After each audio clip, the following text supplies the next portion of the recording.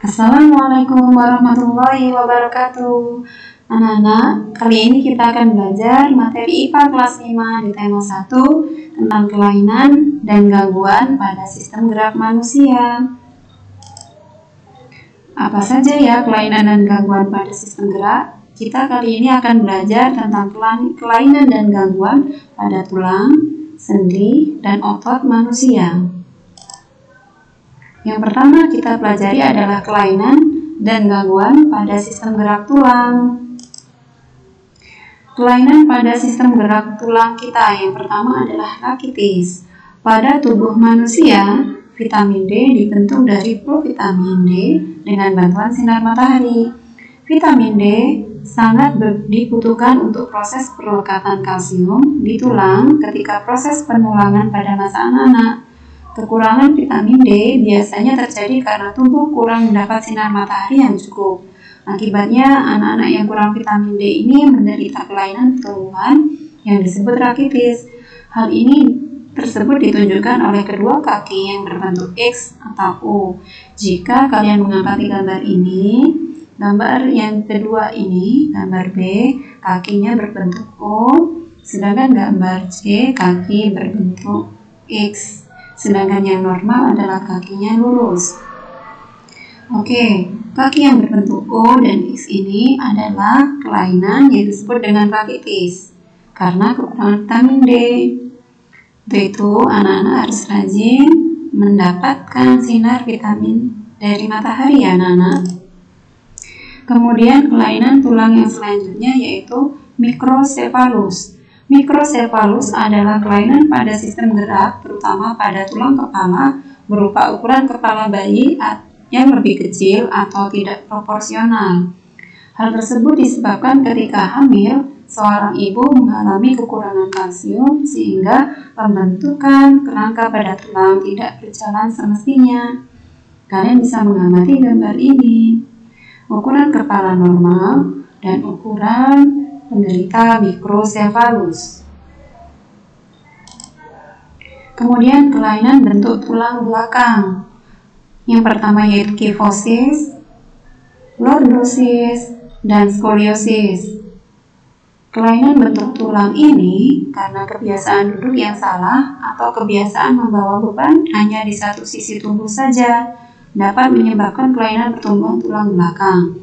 Nah, ini untuk anak-anak ya. Biasakan anak-anak duduk dengan tegak ketika mengerjakan suatu tugas dan ketika membawa tas ransel, usahakan tidak dalam satu sisi saja, tapi dibawa dalam keadaan dua sisi lengan membawa tas ransel tersebut.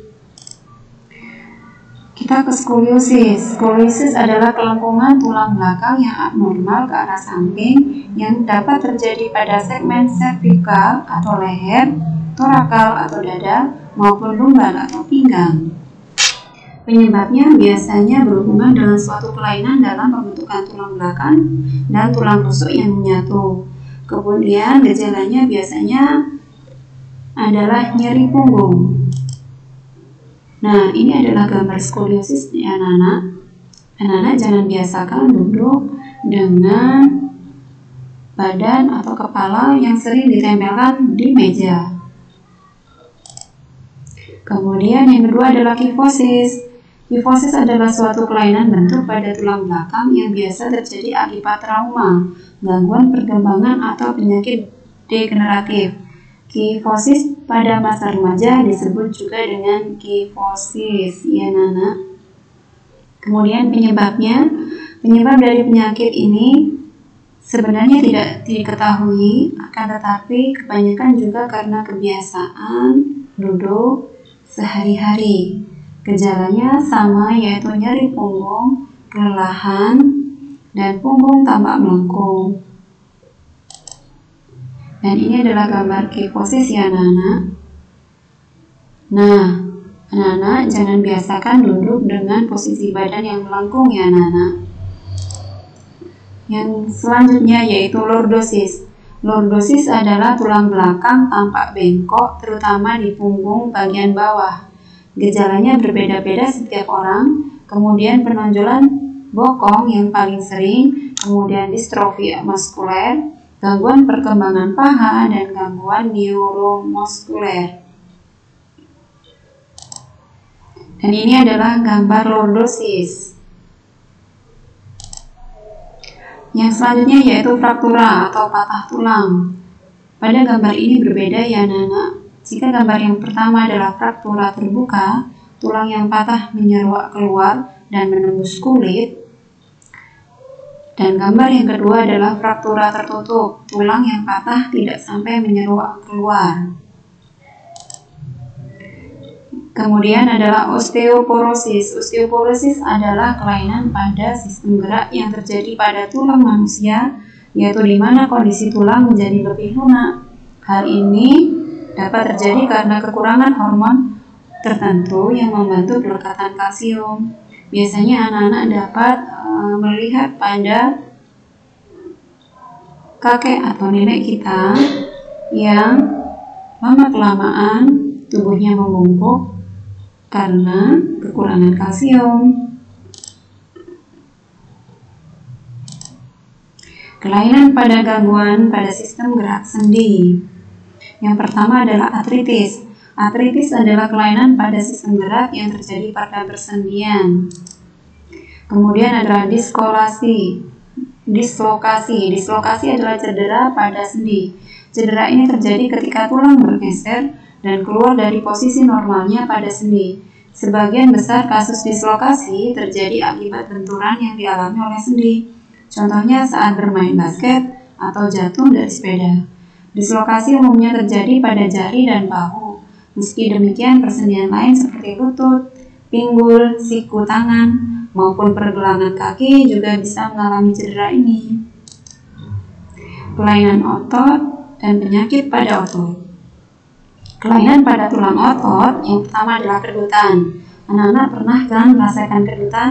Kedutan diakibatkan serabut saraf di dalam otak mengalami kontraksi sesaat sehingga pembuluh darah mendapat rangsangan dan membangkitkan aliran listrik yang menyebabkan kejang sesaat. Kemudian kelelahan otot. Yang ketiga adalah kedutan otot. Sedangkan yang selanjutnya adalah penyakit pada tulang otot, yang antaranya adalah atrofi, tetanus, miastenia gravis, dan distrofi. Atrofi adalah keadaan otot menjadi sangat kecil sehingga tidak mampu berkontraksi. Tetanus adalah keadaan otot yang kejang karena terus-menerus menerima rangsang. Penyakit miastenia gravis adalah penyakit yang belum diketahui penyebabnya. Penderitanya perlahan-lahan mengalami pelemahan pada otot-otot tubuhnya hingga akhirnya tidak berfungsi sama sekali. Distrofi, kondisi di mana bagian tubuh melemah atau mengecil. Dan ini adalah gambar atrofi, keadaan otot yang kecil dan lemah disebabkan oleh infeksi virus polio. Ini adalah gambar otot yang secara normal, dan ini adalah gambar otot yang mengalami kelainan atrofi. Dan ini adalah tetanus, keadaan otot yang kejang karena terus-menerus menerima rangsang. Dan ini adalah gejala tetanus dan miastenia gravis. Nah, melemahnya otot mata, bicara, dan pernapasan, gangguan pernapasan, serta menurunnya kelopak mata dan penglihatan menjadi ganda. Nah, ini adalah contoh gejala penyakit miastenia gravis. Distrofi otot. Distrofi otot adalah salah satu jenis kelainan otot yang diakibatkan oleh kelainan genetik. Kelainan ini dapat disebabkan oleh berbagai faktor seperti infeksi, cedera, peradangan, penyakit saraf, konsumsi beberapa jenis obat, kanker, gangguan genetis, dan sebab-sebab tidak diketahui yang lain. Pada umumnya, distrofi otot disebabkan oleh kelainan gen yang dituruni dari ibu kepada anak, meskipun sang ibu sendiri tidak mengalami gejala apapun. Sebagian jenis penyakit distrofi otot lainnya bukan diturunkan, namun hasil dari kelainan ataupun mutasi gen. Nah, ini adalah kelainan-kelainannya, gejala-gejalanya. Gejala untuk penyakit distrofi otot sangat bervariasi ya, Nana. Nah, kalau kita amati, terdapat gambar-gambar otot yang tidak berkembang sesuai ukurannya. Oke, sekian penjelasan dari Bu Ani.